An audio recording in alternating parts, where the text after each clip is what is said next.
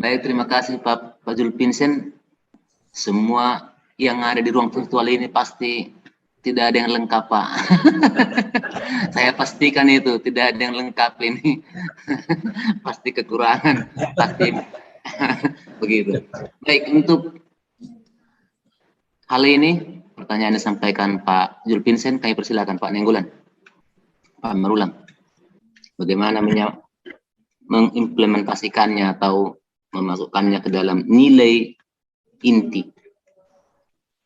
Pak Julpinsen ingin contoh begitu. Baik. Terima kasih. Apakah suara saya terdengar dengan baik? Sangat jelas, Pak. Tadi di ujung-ujung apa yang dikatakan Pak Julpinsen Purba tidak bisa saya dengar karena sepertinya ada gangguan di sini. Ya. Tapi gimana ya mau saya katakannya?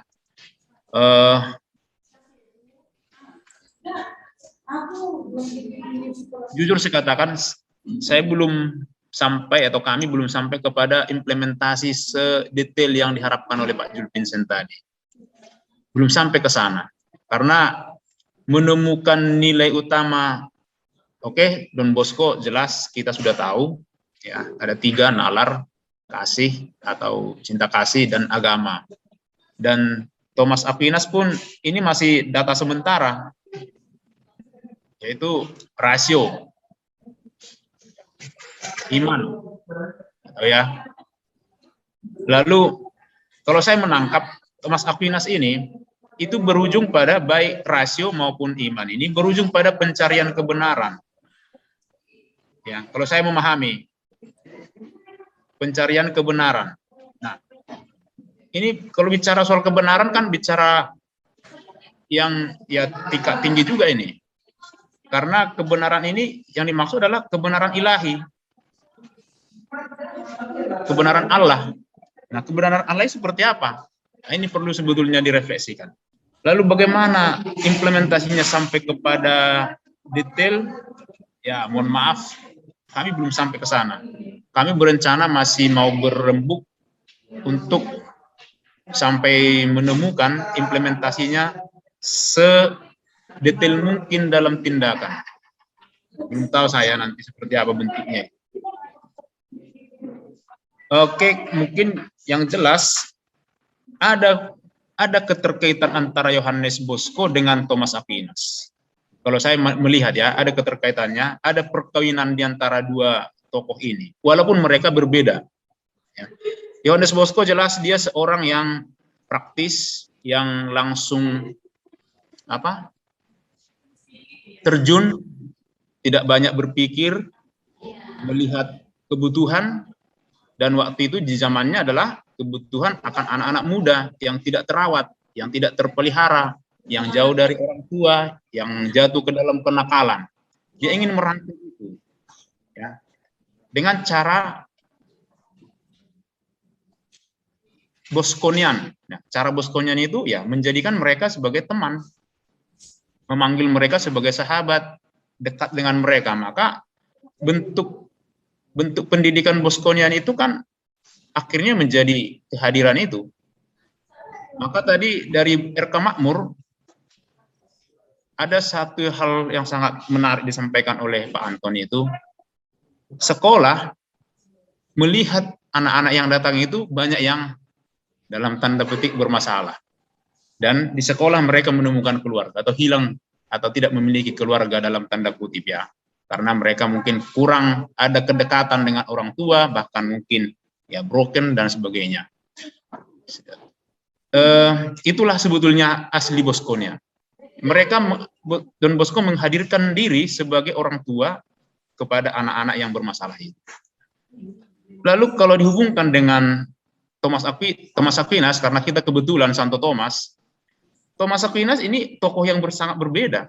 Dia tidak pernah berkomunikasi dan berelasi dengan orang di luar sana.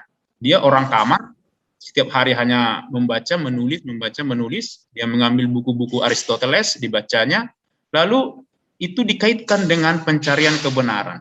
Nah, kalau kita lihat kan bukunya itu seringkali itu hanya percakapan antara dia dan lawan debat dia gitu, lawan debat.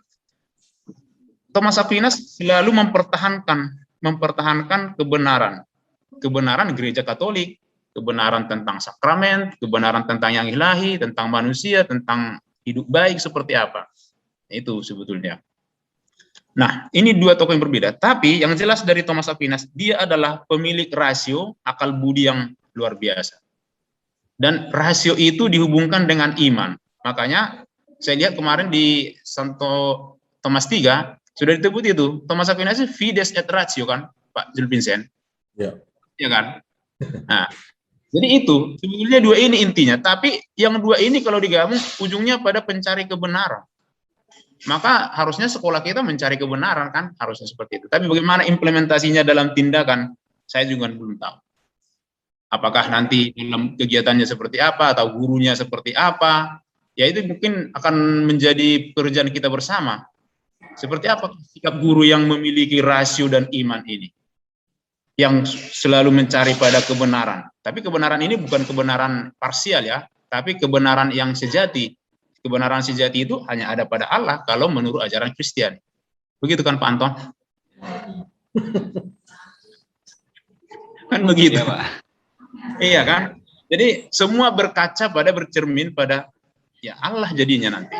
Maka sedangkan Thomas Aquinas mengatakan iman itu seringkali kan ilmu pengetahuan dibenturkan dengan iman.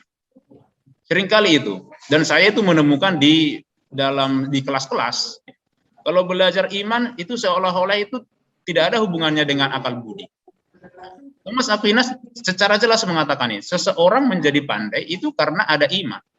Maka semua pencarian kebenaran akal budi ini harus mengarah kepada kebenaran ilahi.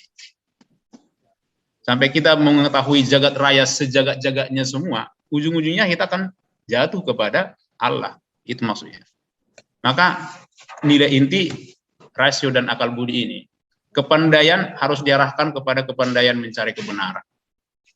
Nah, saya rasa nanti dalam implementasi di sekolah, bagaimana anak-anak diarahkan untuk memiliki daya kritis, tapi bukan untuk mencari keuntungan pribadi semata. Tapi bagaimana supaya anak-anak atau supaya masyarakat dunia, termasuk dirinya sendiri, merasakan kehadiran Tuhan itu dalam setiap hidupnya. Tarikan napasnya pun ya harus dirasakan itu sebagai kehadiran Tuhan. Kalau dia pandai, diharapkan juga untuk bagaimana mengerti dan mengalami Tuhan. Harusnya seperti itu menurut Thomas Aquinas. Itu tanggapan saya dengan Pak Jules Vincent. Nanti kita diskusikan lagi tentang implementasi. Saya ada sedikit bukan pertanyaan mungkin, tapi masukan atau apa dengan Pak Anton tadi, yang sudah memaparkan dengan sangat bagus apa yang sudah dicapai, progres yang dicapai di sekolah RK Makmur. Jujur saya katakan, Pak Anton bukan setengah langkah, tapi sudah 2 langkah mereka. Tinggal sedikit lagi, pasti akademik selesai dalam waktu dekat. Nah mungkin sekedar masukan dari saya, karena saya lihat tadi di pendahuluannya itu justru yang ditampilkan adalah spiritual, budaya, historis, sejarah kan. Nah kalau saya melihat justru itu lebih baik dibuat dalam bab 2 gitu. Jadi proses penemuan nilai utama itu ada dalam sejarah, ada dalam santo pelindung atau spiritual, ada dalam budaya. Nah, menurut saya ya, tapi nanti itu kita bisa diskusikan. Biasanya kalau latar belakang itu kan lanjut terus, biar kan hanya mendengar. Akan berhubungan dengan tujuan landasan hukum. Itu masukan dari saya. Sudah aku tutup. Terima kasih. Oke, terima kasih Pak Maruno.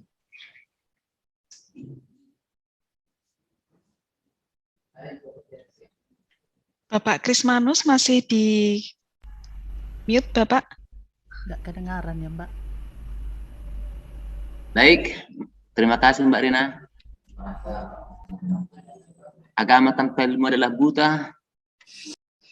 Ilmu tanpa agama adalah membabi buta, kata Albert Einstein. Saya menduga ada teman saya yang mulai bingung. Tidak sampai lagi nalarnya apa yang diperbincangkan antara Pak Jules Vincent, Pak Anton dengan Pak Marulam.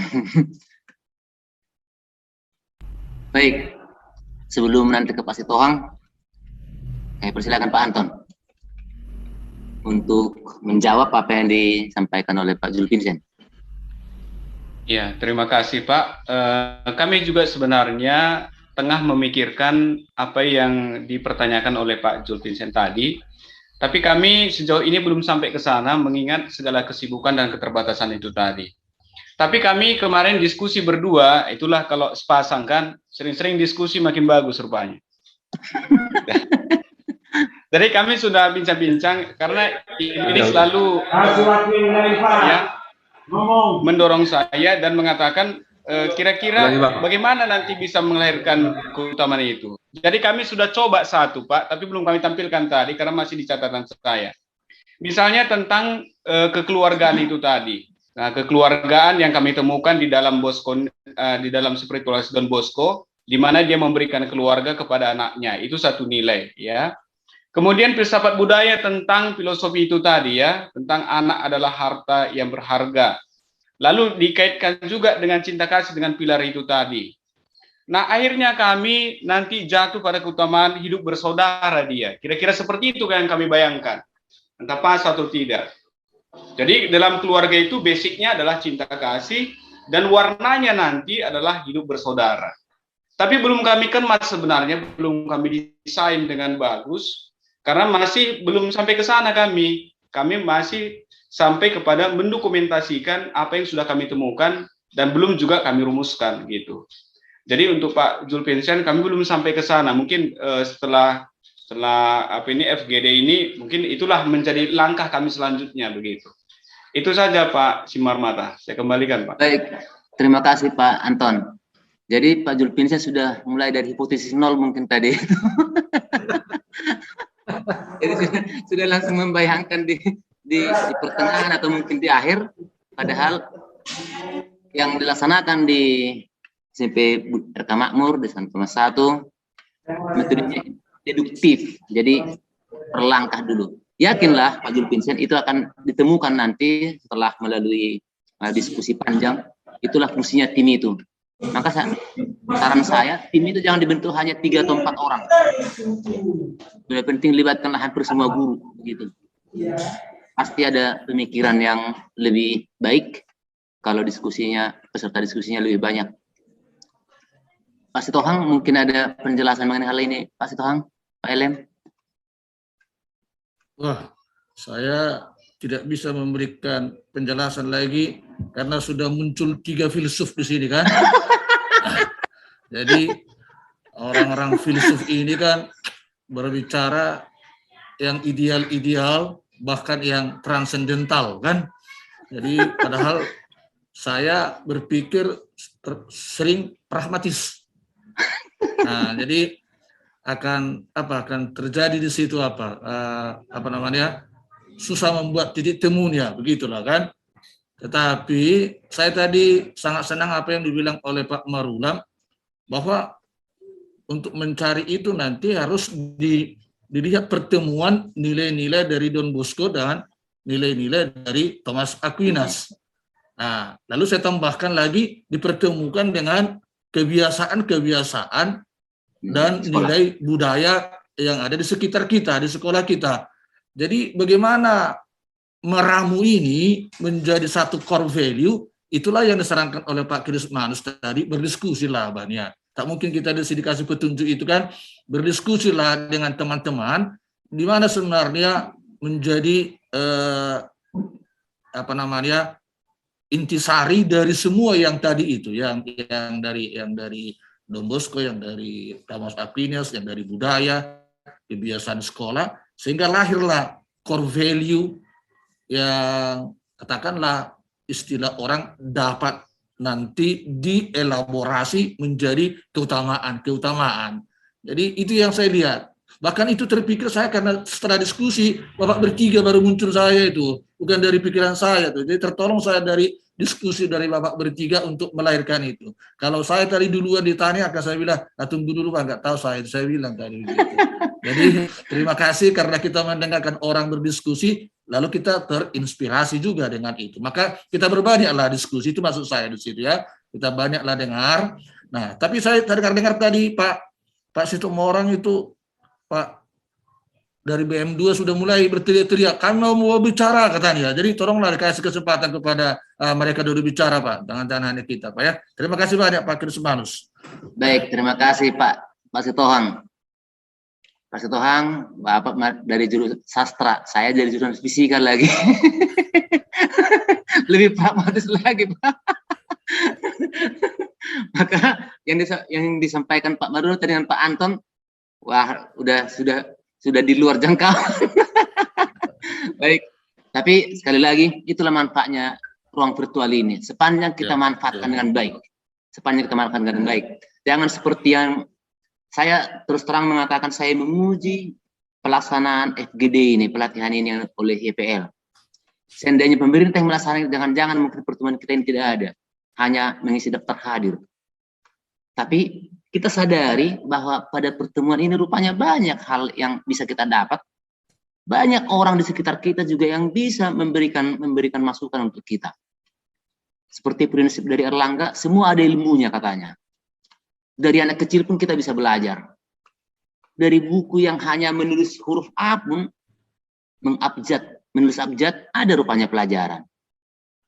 Maka kami kira, ya mari kita manfaatkan ruang diskusi dengan baik, begitu. Baik, kami persilakan kepada Pak John, karena Budi Murni 2 sudah mulai mereka begitu semangat. Kami persilakan dulu dari Budi Murni 2. Pak Marihot atau Pak mana tadi, Opung tadi. Ada tadi saya lihat Opung. Baik, kami akan coba memaparkan apa yang sudah boleh kami diskusikan, kami kerjakan dalam beberapa hari ini. Secara umum, tim kami bekerja dengan sangat sungguh-sungguh, baik itu langsung interview ke lapangan maupun penggalian melalui buku-buku yang boleh kami gali tentang bagaimana mencari perlu untuk sekolah kami. Untuk ini ada beberapa hal yang bisa kami sampaikan, terutama untuk bagaimana penggalian itu bisa kami wujudkan. Pada Pak Ramson, sekretaris kami, coba memaparkan dan juga membuka. Kami harapkan juga ada tanya jawab dari kita kalau diperlukan. Kepada Pak Ramson, kami persilakan. Terima kasih kepada Pak Mario selaku PKS atas kesempatannya. Juga ucapkan terima kasih kepada Bapak Simarmata yang kemudian juga maaf Pak Ramson, kurang kuat suaranya. Mungkin volume.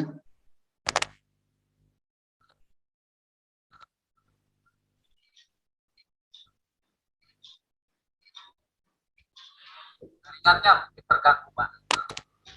Oke, Pak, ini Kurang jelas, Pak, konfirmasi sudah dengar, Pak? Kurang jelas. Masih kurang juga.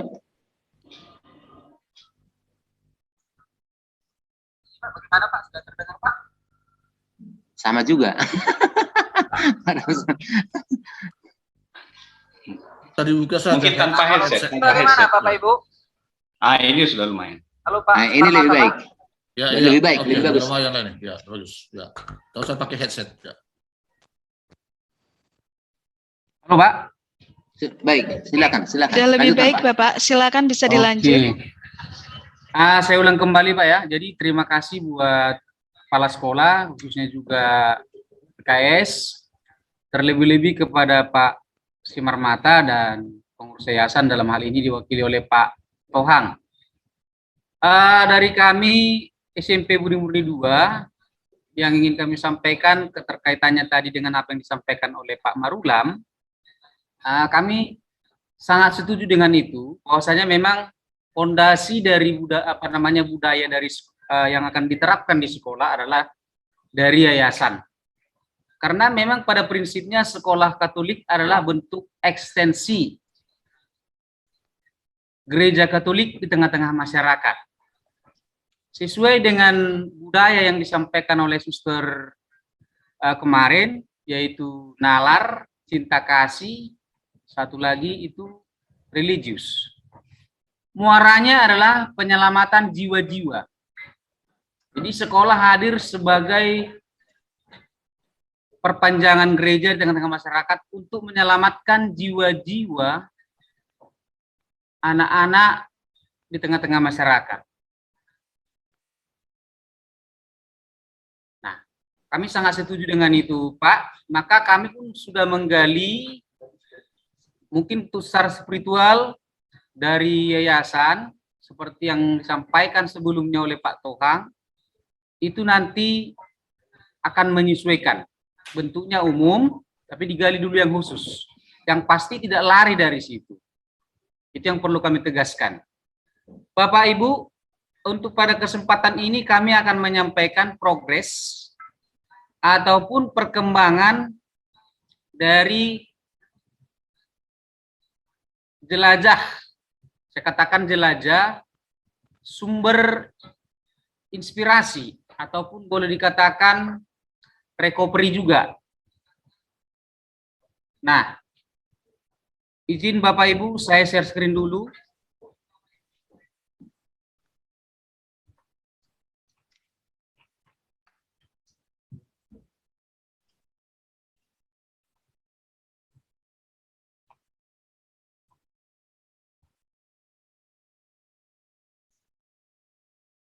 Sudah terlihat Bapak Ibu?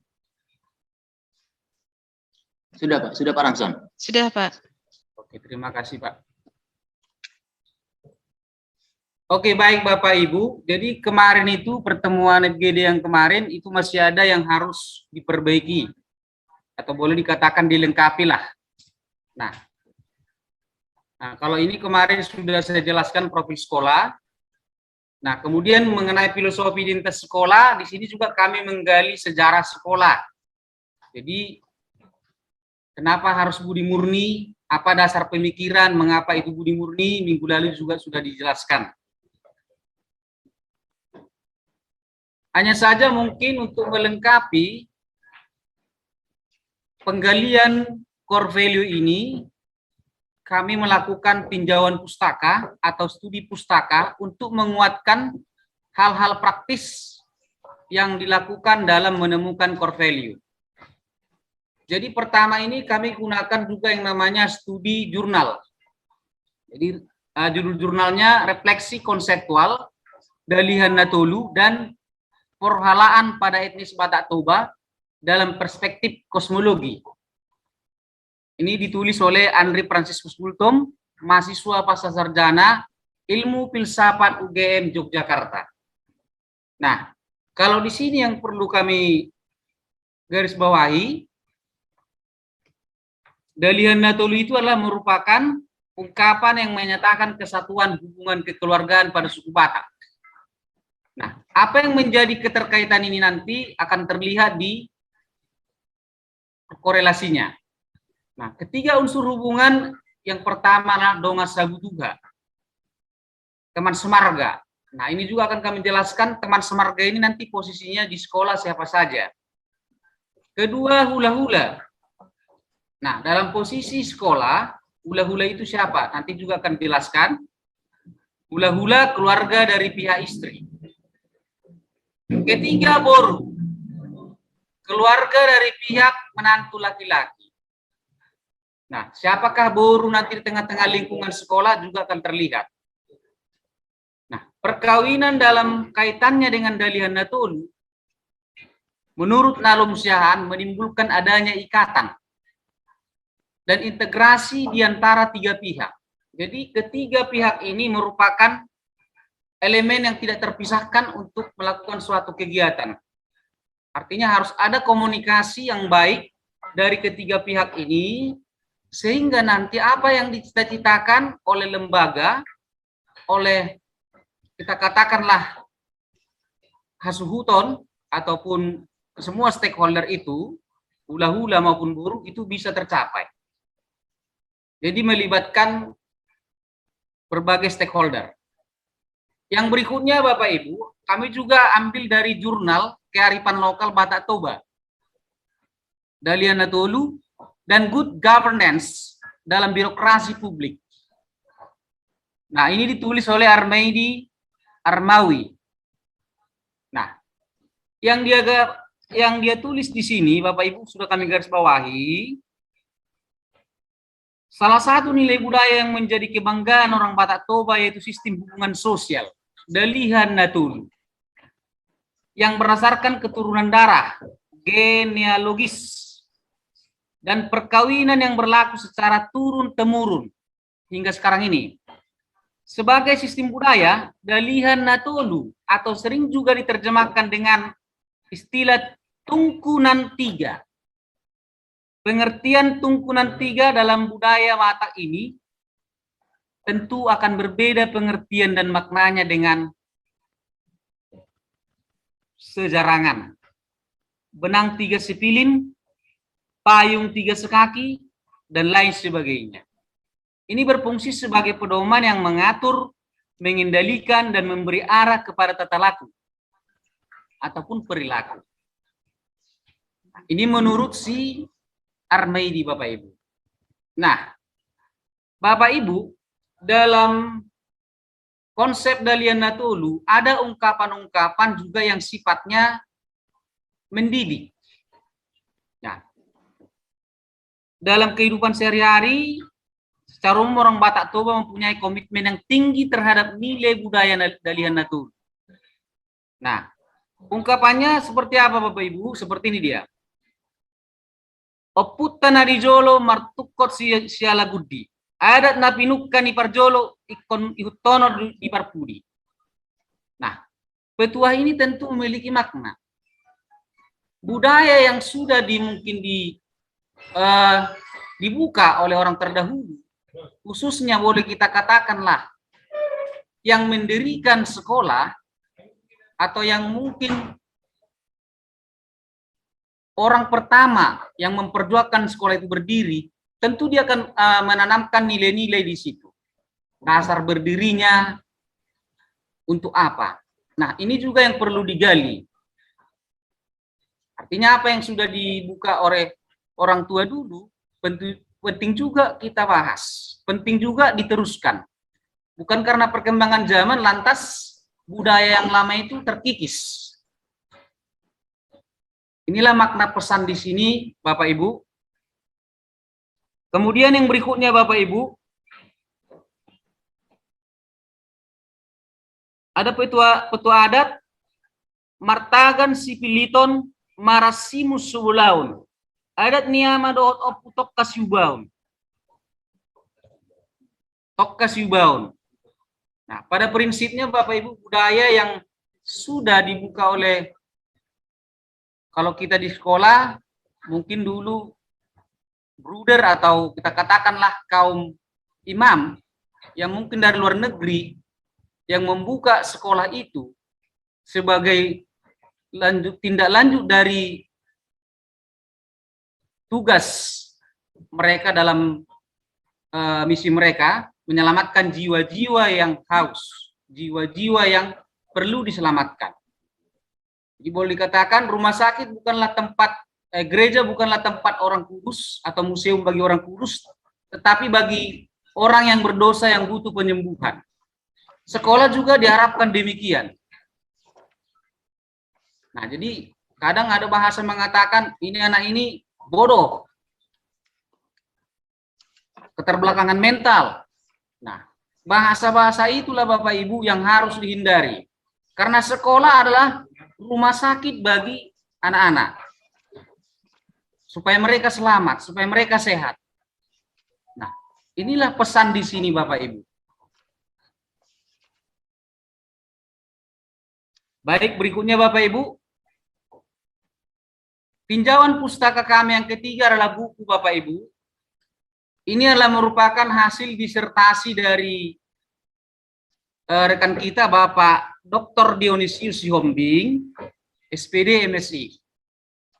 karena beliau sudah datang ke unit Budi Murni 2 untuk menseminarkan apa yang menjadi hasil disertasi beliau. Karena memang beliau melakukan penelitian disertasi ini juga atas restu dari Bapak Uskup kita. Nah, apa yang menjadi disertasi beliau adalah pedoman implementasi manajemen sekolah berbasis budaya Batak. Jadi sebenarnya disertasinya juga pas menjawab masalah pengembangan kurikulum berbasis budaya Batak. Baik, Bapak Ibu, materi yang disampaikan beliau, masyarakat Batak memiliki falsafah, azas sekaligus sebagai struktur dan sistem dalam kemasyarakatannya. Coba disebut dalian natolu. Soba marhula-hula mana mardongat tubuh elek marbor. Kalau kita di Karo Bapak Ibu, rakut setelu, yaitu nembah man kalimbubu, Muhammad man sembayak, nami-nami man anak beru. Sembuyak. Kalau si Malungun, tolu sahudulan, yaitu mantondong ningon hormat dan sombah. Marsanina ningon pakai, manat marboru ningon elek pakai. Pak disebut dalikan si telu. Sembah markula-kula, manak mardenggan tubuh, elek marberu. Mandeling dan angkola disebut dalian natulu. Hampir sama dengan toba tadi, hanya mungkin bahasanya yang berbeda. Manat markahanggi, hormat marmora, elek maranak marboru. Nah, apa yang menjadi cita-cita sekolah kita, Bapak Ibu? Tentunya yang pertama, banyak aset. Hamoraon. Tadi seperti yang disampaikan oleh Pak Anton Sembiring, kalau anak-anak itu mungkin di rumah tidak menemukan kebahagiaan, maka sekolah yang dipimpin oleh Bu Desta Sinabang dan Pak Sembiring, itu adalah rumah untuk menemukan itu. Artinya obat bagi yang sakit. Nah, kemudian banyak siswa peserta didik Hagabeun. Nah, aset juga termasuk juga ini Bapak Ibu guru. Bapak Ibu guru juga merupakan aset, tidak hanya semata-mata siswa. Kemudian banyak siswa peserta didik tadi saya sampaikan Hagabeun. Yang ketiga Bapak Ibu, beroleh pengakuan publik hasangapon. Hamoraon Hagabeun hasangapon. Itulah yang menjadi cita-cita sekolah kita. Yang berikutnya Bapak Ibu, prinsip dasar menciptakan harmoni di sekolah. Masyarakat tuak kana uli, masih berusaha dia kana humura. Artinya di sini Bapak Ibu, marilah kita mengedepankan hal-hal yang baik dan memaklumi setiap salah kekurangan sesama. Artinya kalau kita Bapak Ibu, mohon maaf, kalau ada kekurangan teman kita, kita juga harus bisa memaklumi itu. Karena memang dasarnya memang kita pribadi yang berbeda. Hanya saja bagaimana supaya itu bisa ketemu di satu titik. Nah, disitulah fungsi daripada pimpinan kami untuk memediasi, menyatu-nyatukan, mengintegrasikan. Yang berikutnya Bapak Ibu, prinsip dasar masih di sekolah, kekompakan di sekolah. Aik godang tuai lau, dos niroha si bain nasau. Jadi pesannya di sini Bapak Ibu, kalau memang kita menyatu dalam hati, pikiran, apapun yang diciptakan sekolah, hamoraon, hagabeon, hasangapun tadi, itu bisa tercapai. Yang berikutnya Bapak Ibu, tapak nado tajomna rimitahi do guguna. Kesatuan dan kebersamaan sebagai modal dan kekuatan untuk meraih keberhasilan. Berikutnya Bapak Ibu masih prinsip dasar tapi ini untuk pemimpin di sekolah. Di Jolo Partogi, di Pudi Pargomgom, atau di Jolo Seyahan, di Pudi Sipai Mau. Pemimpin di depan sebagai teladan, pengayom dan penuh perhatian. Ini sejalanlah yang disampaikan oleh tokoh pendidikan kita, Ki Hajar Dewantara.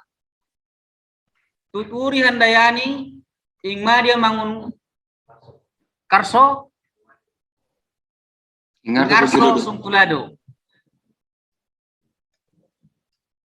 Berikutnya Bapak Ibu, jolo nidila bibir asanilo hata. Lebih dahulu berpikir baik-baik kata-kata yang hendak diucapkan sebelum mengucapkannya, agar tidak menyinggung perasaan sesama. Berarti memang harus berpikir tinggi seperti yang disampaikan oleh Pak Zulfinsen tadi. Kita harus bisa membaca bagaimana situasi dan kondisi seseorang itu. Yang berikutnya Bapak Ibu, ini sikap dasar perilaku di hidup di sekolah. Patun hanguluan tois hamagoan. Sopan santun keramah tamahan membuat kehidupan baik, damai, sejahtera. Sedangkan kesombongan, egoisme, dan keangkuhan mendatangkan perselisihan dan pertentangan.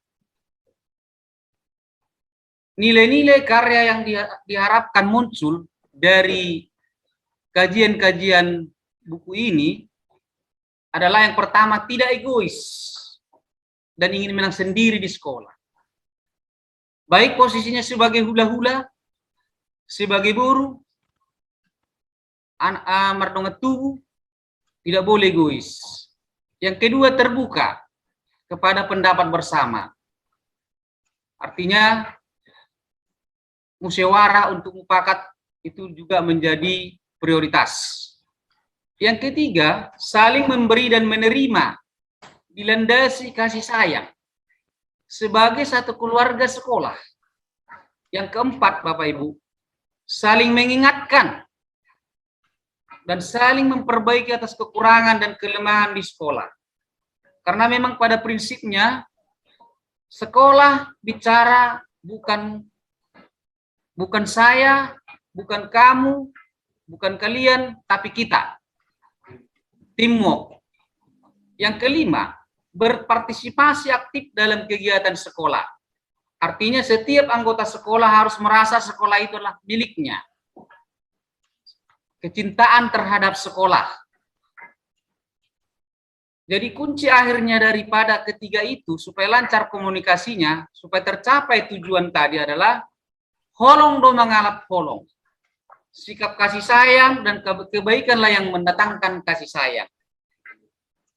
Holong do mengalap holong. Artinya dari pihak hula-hula, boru maupun dongan sabutuha harus ada holong. Saling menyayangi. Baik Bapak Ibu, inilah dia deskripsi dalam bentuk lingkungan sekolah Dalihan Natun. Jadi ada hula-hula, ada boru, ada dongas sabutuha atau mardongat tubuh, dongas samarga. Nah, hula-hula di sini kondisinya lah yayasan dan dinas pendidikan, kepala sekolah dan PKS di lingkungan sekolah. Nah, boru, kepala sekolah ketika berhadapan dengan dinas pendidikan dan yayasan, maka posisinya bergeser. Dia sebagai buruh, tidak selamanya hula-hula. Demikian juga ketika kepala sekolah menghadapi stakeholder, orang tua siswa, posisinya juga sebagai buruh. Karena pada prinsipnya lah guru kepala sekolah. Kemudian yang kedua, para guru ketika berhadapan dengan kepala sekolah atau PKS, ortu siswa dan siswa, posisinya juga guru itu sebagai buruh. Kemudian yang berikutnya Bapak Ibu, dongas sabutuha atau mardongan tubuh, ini kepala sekolah dan PKS. Nah, teman semarga ini dalam hal manajemen sekolah. Guru dengan guru, prinsipnya guru dengan guru adalah dongas sabutuha. Artinya ada kesepadanan yang harus saling menjaga, menghormati satu sama lain. Siswa dengan siswa juga demikian Bapak Ibu. Sesama orang tua siswa juga demikian Bapak Ibu. Inilah Bapak Ibu deskripsi Dalihan Natolu dalam lingkungan sekolah. Nah, bagaimana komunikasi ketiga elemen ini bisa berjalan lancar? Kuncinya adalah memang Bapak Ibu holong mengalap holong. Bagaimana supaya soba boru berhula-hula, kalau hula-hulanya pun tidak elek merboru. Nah, demikian juga dengan yang mardongatu. Baik Bapak Ibu, yang berikutnya. Baik Bapak Ibu, ini kemarin sampel yang kami ambil untuk sumber untuk menggali core value. Ada yayasan, mantan kepala sekolah, guru senior, orang tua siswa, alumni, pemerhati pendidikan. Intinya melibatkan pihak internal dan eksternal. Kuesioner kemarin Bapak Ibu sudah kami jelaskan, hanya mungkin ada tambahan yang tertinggal. Ini Bapak Ibu instrumen wawancara pengembangan kurikulum untuk kepala sekolah. Yang ingin saya tanya untuk mantan kepala sekolah maksud saya Bapak Ibu. Pertanyaannya Bapak Ibu, perlukah ini saya bacakan instrumennya? Tidak usah Pak. Tidak usah Pak ya? Bisa nanti lihat. Oke Bapak Ibu. Oke Bapak Ibu, jadi ini adalah merupakan video wawancara dengan mantan kepala sekolah SMP Budi Purba Medan. Bolehkah kami putarkan ini Pak? Silakan Pak, silakan. Berapa lama Pak? Nanti kita atur Pak, kalau kira-kira apa nanti langsung kita percepat Pak. Ya, silakan Pak.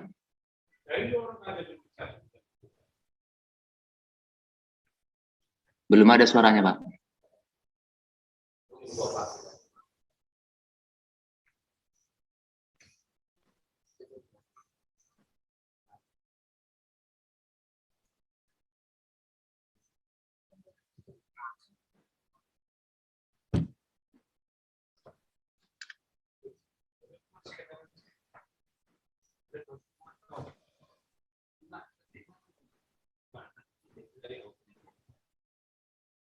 Suaranya nggak ada Pak Ramson. Oke Pak, ini memang kecil suaranya Pak, saya percepat Pak ya.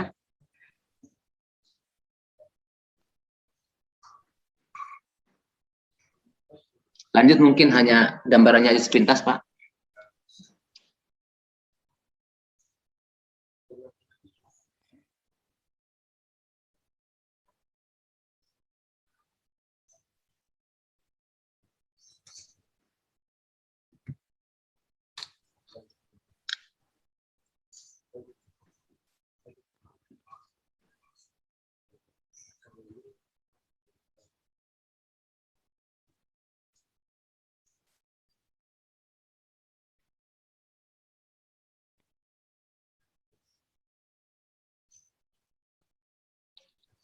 Oke Pak Ramson, saya kira karena tidak ada suara, tidak ada yang bisa kita saksikan. Oke, gambar aja Pak ya.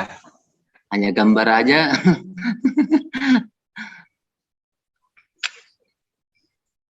Karena masih orang yang sama juga, bukan? Atau bagaimana Pak? Saya simpulkan aja Pak. Ya dilewatkan aja Pak, dilewatkan aja nih Pak. Oke Pak. Oke, mohon maaf Bapak Ibu kalau suaranya kurang jelas ya. Yang pasti inilah bentuk kunjungan kami untuk meminta pendapat dari mantan kepala sekolah. Jadi beliau menyampaikan bahwa selama kepemimpinan beliau, nilai-nilai yang dia tanamkan adalah kekeluargaan. Yang mana pada awal beliau masuk ke sekolah ini, kantor guru ada 2 Bapak Ibu. Artinya hubungan guru-guru tidak harmonis. Jadi pada saat itu beliau memutuskan untuk melakukan pendekatan, kemudian banyaklah cerita, kemudian juga beliau meminta yayasan untuk menyatukan guru-guru dalam satu kantor, dalam ruang yang besar. Pada saat pertama beliau ke sekolah ini, jumlah kelas itu hanya 7 kelas. 7 kelas.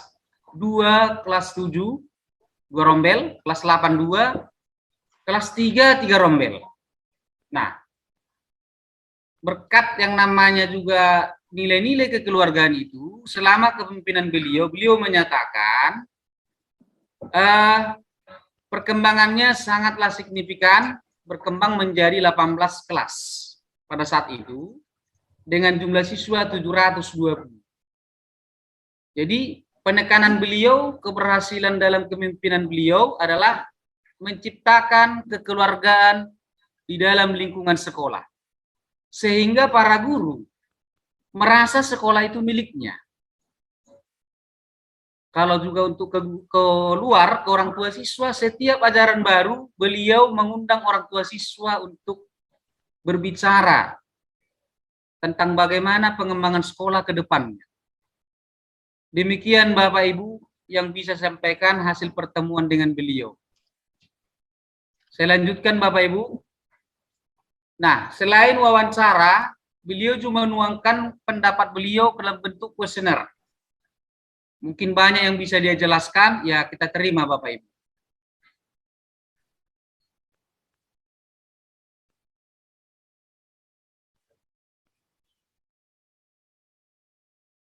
Nah, ini Bapak Ibu untuk orang tua sudah kami jelaskan minggu lalu. Nah, ini juga sudah Bapak Ibu.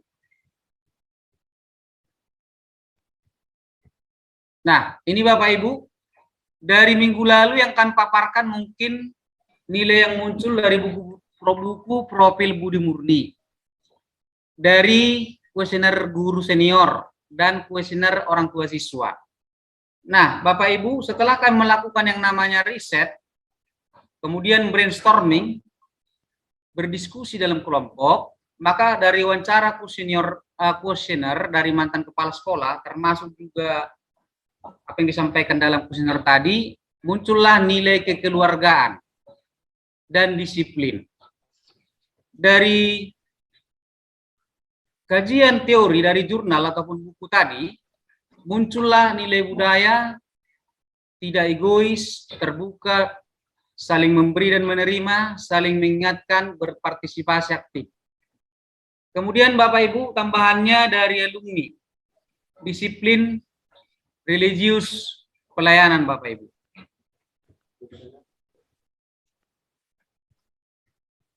Demikian Bapak Ibu yang bisa kami sampaikan perkembangan dari tim kami dalam menggali core value di sekolah kita yang kita cintai ini, SMP Budi Murni 2. Kami sangat berharap buat Bapak Ibu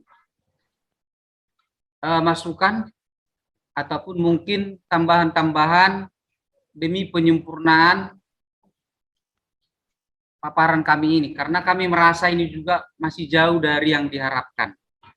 Lebih kurang kami mohon maaf. Terima kasih. Saya kembalikan kepada Pak Simarmata. Terima kasih Pak Ramson. Baik, mari kita tanggapi Bapak dan Ibu. Silakan. Sebelum kami tunjuk.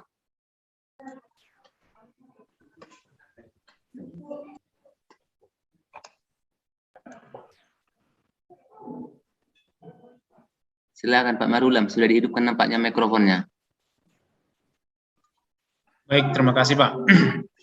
Ya, saya tadi sudah menyimak apa yang disampaikan Pak Sijabat dari SMP Budi Murni 2 dan melihat sangat ditonjolkan budaya Batak Toba seperti itu ya. Itu Dalihan Datolu dan segala ornamennya.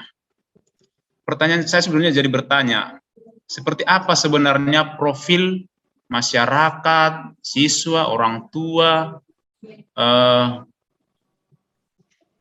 konsumen lah dikatakan seperti itu dari Budi Murni 2. Seperti apa sebetulnya? Maka pertanyaan lanjutannya, mengapa Budi Murni 2 sangat menonjolkan Dalihan Datolu dalam penggalian core value ini? Itu mungkin pertanyaan yang untuk memperdalam gitu, supaya tahu kita alasannya apa gitu. Terima kasih Pak. Baik, langsung kami persilakan Pak Ramson. Terima kasih atas pertanyaan Pak Marulam. Pada prinsipnya Pak, mengapa kami mengangkat ini sebagai kajian teori adalah karena dalam hal apapun itu, khususnya sekolah, mau membuat suatu kebijaksanaan ataupun program, memang harus melibatkan orang tua siswa. Itu yang pertama, Pak. Jadi kalau Bapak tanya tadi, Pak, bagaimana profil orang tua siswa?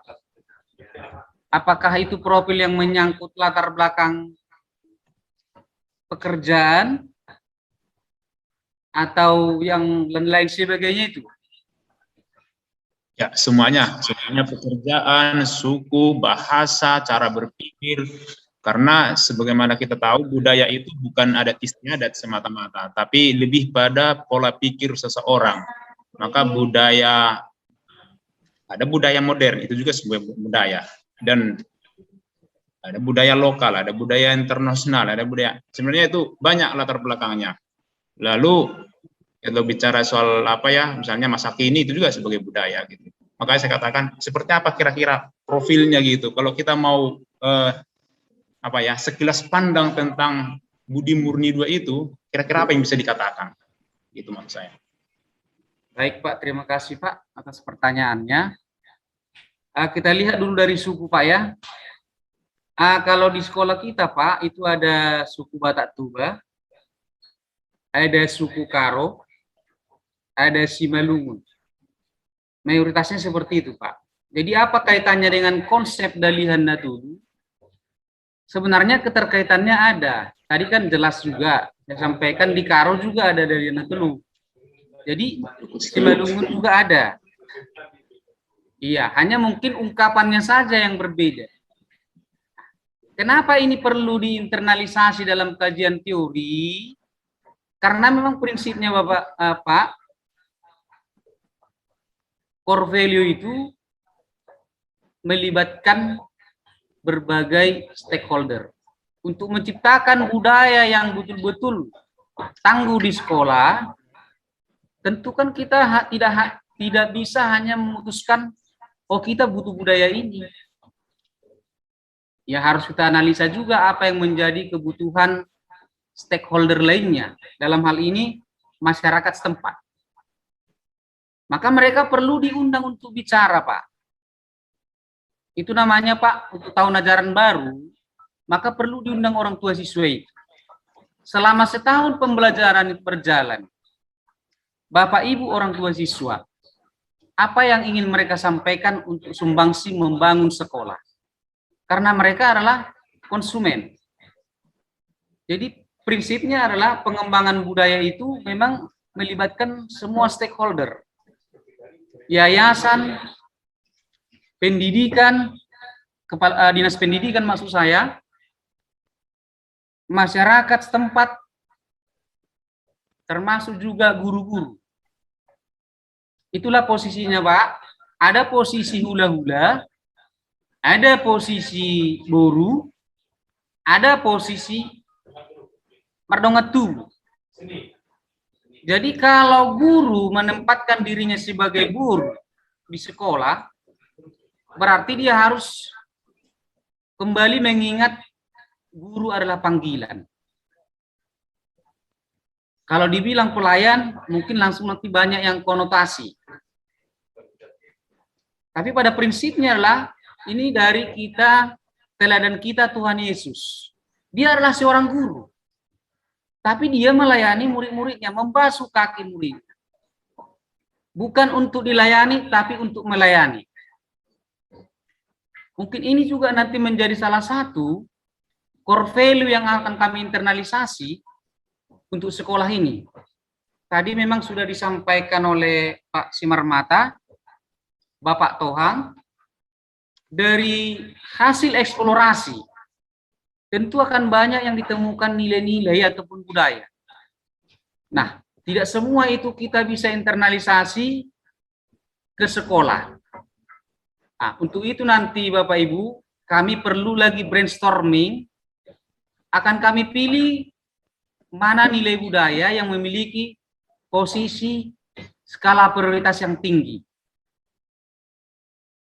Yang mungkin kurang, itu tidak kita masukkan. Jadi pada prinsipnya masih dalam proses, boleh saya katakan, menjelajah. Itu kira-kira Pak Marulam, mungkin ada yang bisa ditambahkan? Silakan. Masih ada? Pak Anton mungkin ada? Baik, terima kasih. Satu lagi pertanyaan mungkin begini, saya agak terbersit gitu. Seandainya saya pergi ke SMP Budi Murni 2, begitu saya masuk gerbangnya, gerbang SMP, kira-kira apa yang akan saya rasakan? Saya sebagai orang luar masuk ke SMP Budi 2, begitu masuk gerbang, kira-kira apa yang bisa saya rasakan dari sekolah itu gitu? Baik, terima kasih Pak atas pertanyaannya. Andaikan posisi kita sebagai orang tua ketika sampai di depan sekolah, apa yang dia rasakan? Seharusnya Bapak Ibu yang muncul di perasaannya adalah kerinduan, kecintaan, karena dia bagian dari lembaga itu Pak, eksternal. Dia posisinya adalah hula-hula. Bagaimanalah seorang orang tua perempuan datang ke rumah helanya, tentu itu merupakan suatu kerinduan. Hanya pertanyaannya ketika sampai di situ, bagaimana situasi keadaan hubungan di sekolah itu juga mempengaruhi. Apakah kita datang dengan senyum, menyambut orang tua tersebut, atau berlumba-lumba mencari kesibukan? Itu juga akan menjadi analisis menurut kacamata orang tua kita, Pak.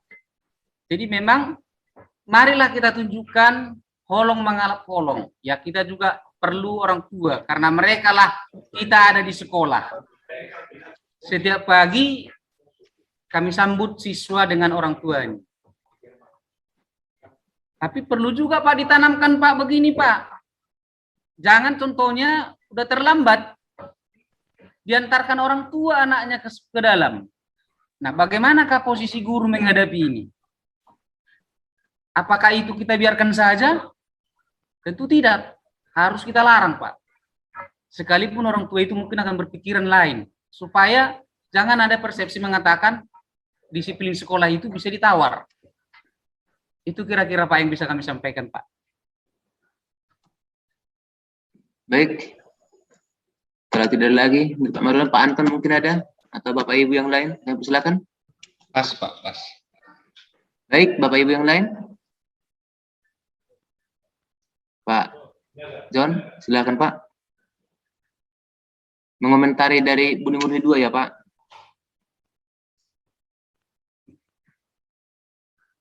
Belum ada suaranya.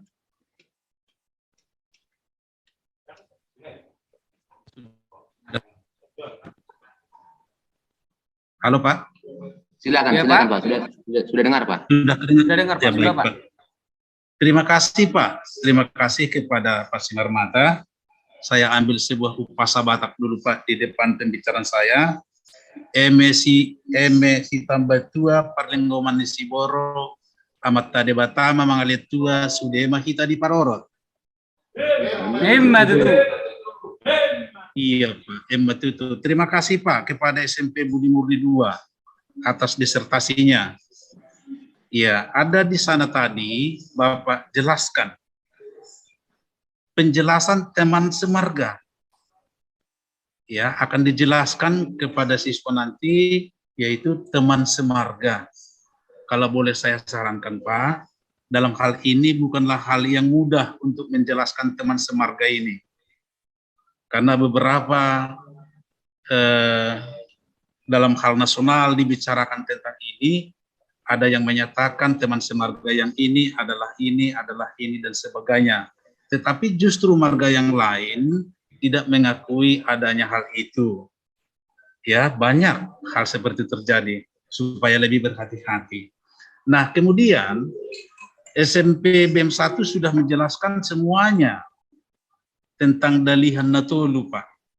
Bagaimana ya Pak kira-kira menghubungkannya nanti kepada akhir kurikulum itu, yaitu tentang merdeka belajar dan outputnya adalah Pancasila, Pak. Mungkin Bapak bisa menjelaskan sedikit, Pak. Itu saja, terima kasih.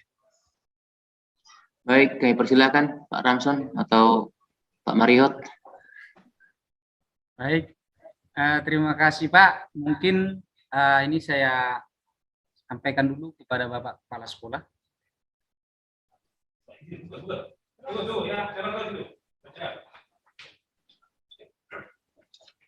Mungkin Pak, kalau tidak keberatan Pak, boleh diulang pertanyaannya Pak? Coba ulangi Pak, Naga, pertanyaannya. Oke Pak, Bapak yang pertama tadi sebenarnya bukan sebagai pertanyaan, tetapi supaya lebih berhati-hati saja, karena tadi dari SMP Budi Murni 2 mengatakan nantinya akan dijelaskan kepada siswa tentang teman semarga. Ya Pak, teman semarga. Seminar nasional banyak dilakukan dengan marga-marga ini. Kita bisa mengatakan dari marga kita bahwa teman serumpunnya atau teman semarganya adalah ini, itu, ini, dan itu. Sementara nantinya marga yang kita sebutkan itu tidak mengakui apa yang kita katakan. Maka saya pikir kalau SMP Budi Murni 2 mengangkat atau menceritakan atau mengatakan ini kepada siswa supaya lebih berhati-hati. Yang kedua Pak, yang kedua kan tadi SMP Budi Murni 2 mengambil dari Dalihan Natolu. Sudah seperti disertasi Pak, sudah luar biasa. Tetapi kita tahu di negara kita sekarang dikatakan oleh Menteri Pendidikan ada istilah atau kata merdeka belajar. Dalam merdeka belajar ini nanti outputnya nanti adalah Pancasilais. Nah, mungkin bagaimanakah Bapak menghubungkan antara mulai dari 7 unsur budaya sampai kepada core value yang sudah dipilih oleh SMP Budi Murni 1 menghasilkan merdeka belajar dan outputnya adalah Pancasilais. Mungkin itu Pak. Terima kasih Pak. Baik, terima kasih Pak John Sinaga dari SMP Budi Murni 1. Prinsip Dalihan Natolu dalam arti adalah dalam ruang lingkup sekolah, bukan ruang lingkup marga yang sebenarnya. Ya Pak ya, tadi sudah dijelaskan kalau di pihak dinas sekolah, yayasan dengan dinas pendidikan adalah sebagai hula-hula yang harus didengar peraturannya, ucapannya oleh pihak sekolah. Maka jika sewaktu kepala sekolah berhadapan dengan pihak yayasan, maka kepala sekolah itu adalah sebagai boru. Itu dia. Demikian sebaliknya, antara guru juga, antara siswa juga semuanya, mereka adalah sebagai anak. Tidak ada di sana marga ini enggak ada. Bukan begitu maksudnya Pak. Jadi lepas dari marga. Artinya kan untuk mencontohkan Dalihan Natolu itu seandainya itu dibuat menjadi suatu pedoman di dalam pengembangan sekolah, ya, suatu pedoman dalam pengembangan sekolah, artinya cukup baik lah itu. Jadi tidak disebut di sana kamu marga Situmorang dengan Sinaga Senina, bukan begitu maksudnya Pak. Tetapi dalam kelompok itu guru-guru terhadap kepala sekolah dan terhadap wakil kepala sekolah, maka dalam hubungannya sehari-harinya adalah walaupun teman, tetapi kepala sekolah itu sebagai hula-hulanya.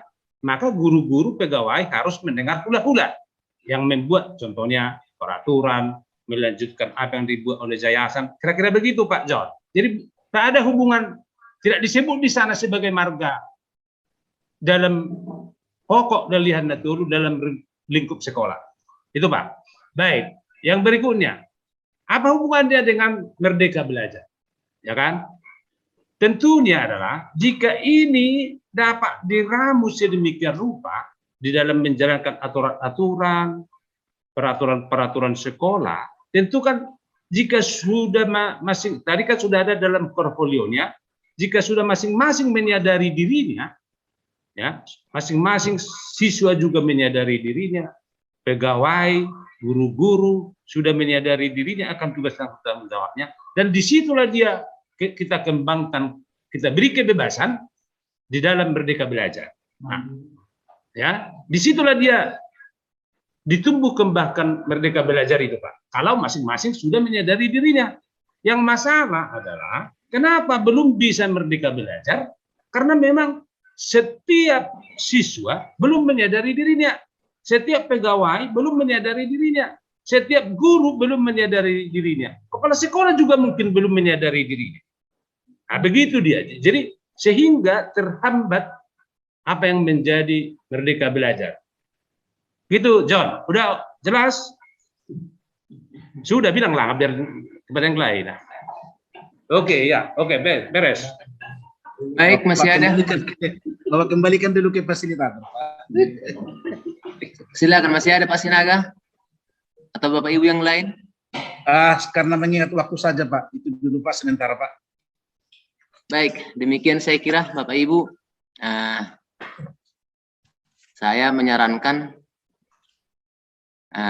kiranya hasil yang disampaikan tadi, disertasi dari Pak Dion Siombing itu, SMP Budi Murni 2 tidak menjadi plagiat. Tapi itu harus yang dibangun, dikaji di sekolah itu.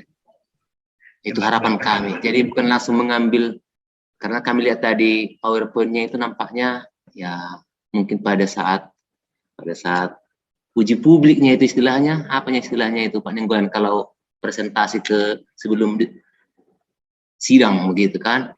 Itu harapan kami. Permisi Pak. Ya, silakan. Masih Marmata Pak.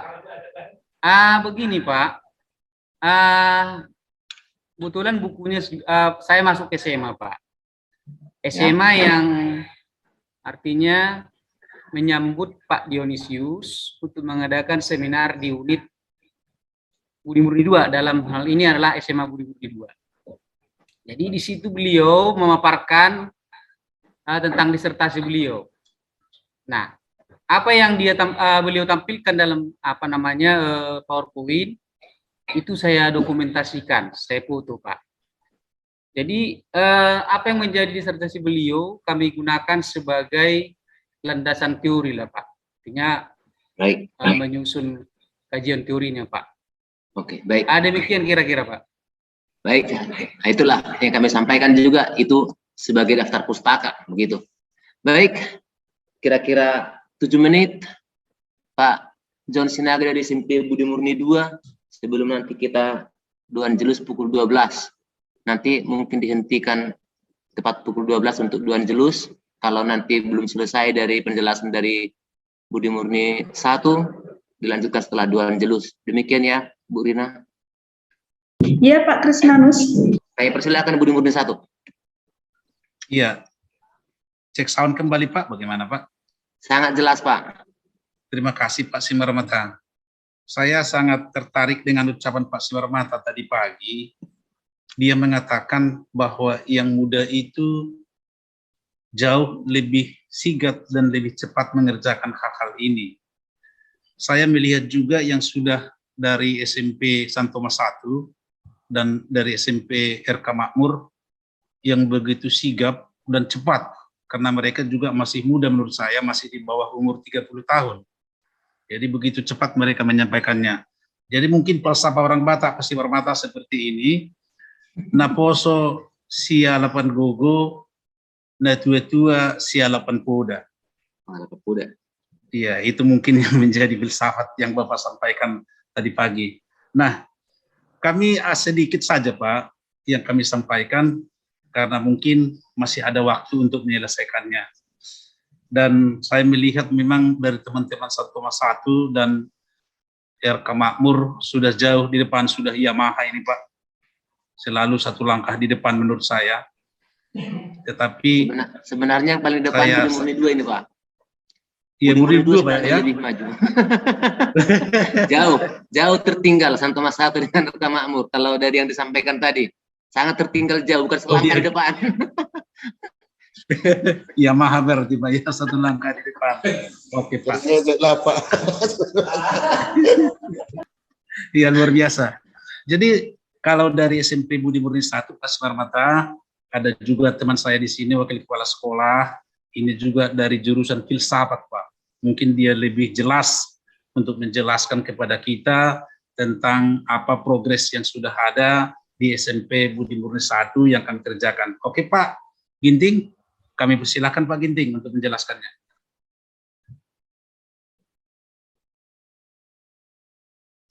Soundnya Pak, belum Pak. Mic-nya belum difungsikan. Oke, udah bisa Pak?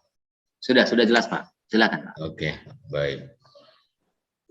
Terima kasih Pak John atas kesempatannya. Baik, terima kasih Bapak Ibu.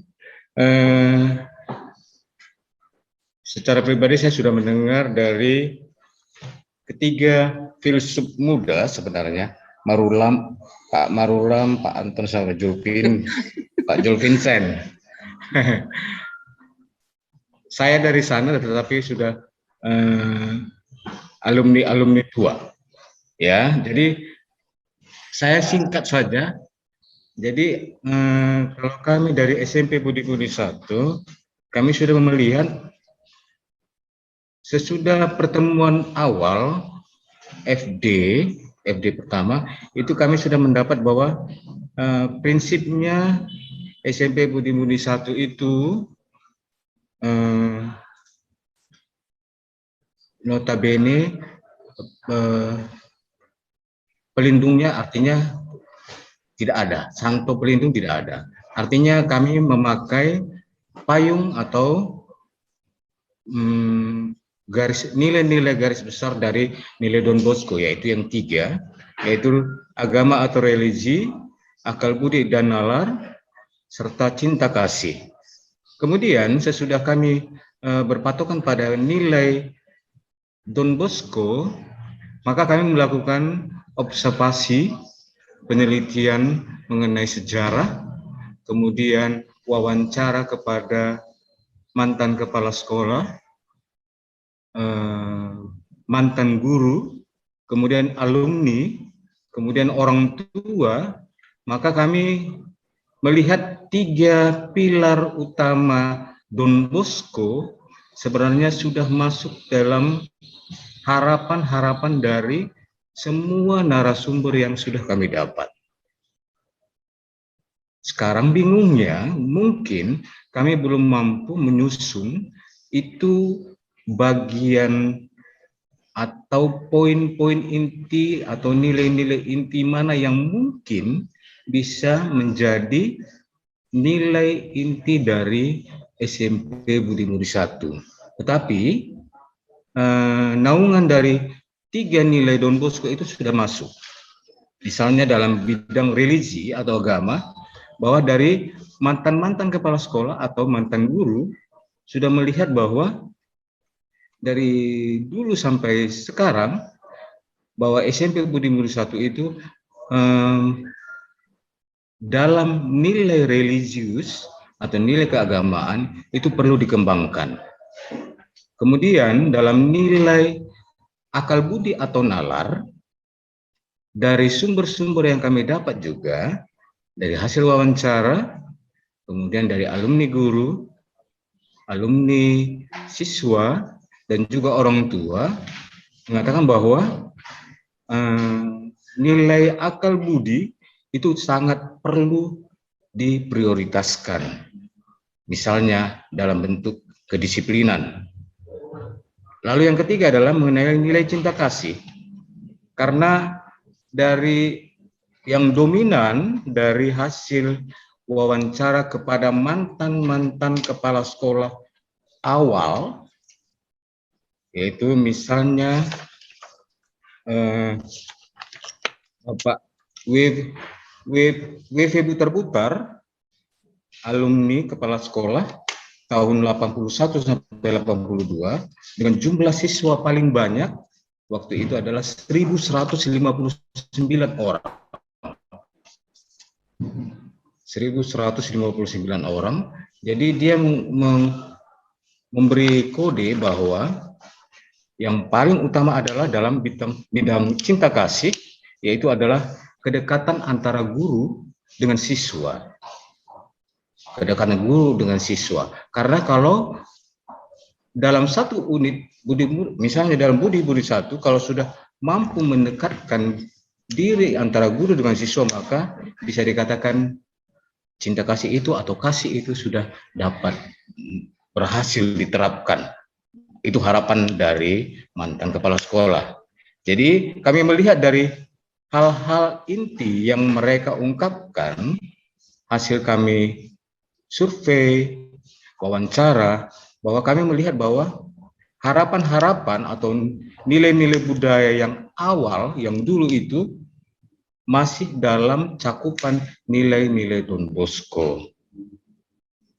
Itulah mungkin sedikit yang bisa kami sampaikan, tetapi mungkin dari pemaparan kelanjutannya nanti akan kami lihat poin-poin inti apa yang mungkin akan menjadi andalan dari SMP Budi Mulia 1 untuk menjadi curriculum untuk membentuk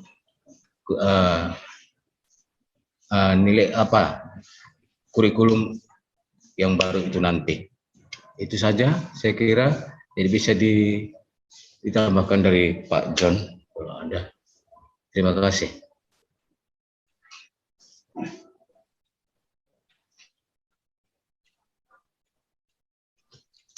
Ya, terima kasih Pak Habib Ginting. Mungkin itu saja Pak Simarmata dan teman-teman sekalian yang bisa kami sampaikan pada saat ini. Kami kembalikan kepada Pak Krismanus Simarmata. Baik, terima kasih dari SMP Budi Murni 1, Pak Andreas dan Pak John.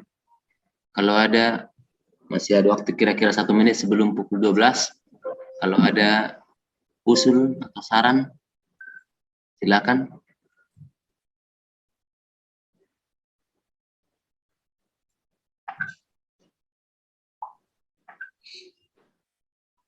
Baik, kalau tidak ada, kami hanya memberikan saran untuk Budi Murni 1, hendaknya penggalian itu menjadi sumber utama. Kenapa pada tahun 1981-82 jumlah murid bisa sampai 1159. Mungkin itu puncak. Jadi kalau pada saat itu mungkin sudah di puncak, lalu pada saat sekarang mungkin menurun, bisa dibalikan menjadi kurva bentuk W. Di tahun 81 sudah yang di tengah. Nah, maka ini sekarang dalam titik nadir, maka akan kembali ke atas dengan grafik yang sangat tajam begitu. Gradien, kalau dalam matematika, gradien besarnya itu atau kecil, Pak Julpensen? Supaya semakin miring, cepat miringnya. Gradien besarnya atau gradien kecil? Oke, baik. Saya kira kami kembalikan kepada Ibu Rina dulu sebentar. Kami persilakan. Baik, selamat siang Bapak Ibu yang terkasih. Kita akan berdoa malaikat Tuhan terlebih dahulu sebelum kita lanjutkan diskusi kita pada siang hari ini. Mari kita berdoa dalam nama Bapa dan Putra dan Roh Kudus. Amin. Maria diberi kabar oleh malaikat Tuhan bahwa ia akan mengandung dari Roh Kudus. Salam Maria, penuh rahmat, Tuhan sertamu. Terpujilah engkau di antara wanita, dan terpujilah buah tubuhmu, Yesus. Santa Maria, doakanlah kami yang berdosa ini, sekarang dan waktu kami mati. Aku ini hamba Tuhan, terjadilah padaku menurut perkataanmu. Salam Maria, penuh rahmat, Tuhan sertamu. Terpujilah engkau di antara wanita, dan terpujilah buah tubuhmu, Yesus. Santa Maria, Bunda Allah, doakanlah kami yang berdosa ini, sekarang dan waktu kami mati. Sabda sudah menjadi daging, dan tinggal di antara kita. Salam Maria, penuh rahmat, Tuhan sertamu. Terpujilah engkau di antara wanita, dan terpujilah buah tubuhmu, Yesus. Santa Maria, doakanlah kami sekarang dan waktu kami mati. Doakanlah kami ya Santa Bunda Allah, supaya kami dapat menikmati janji Kristus. Ya Allah, karena kabar malaikat, kami mengetahui bahwa Yesus Kristus Putramu menjadi manusia.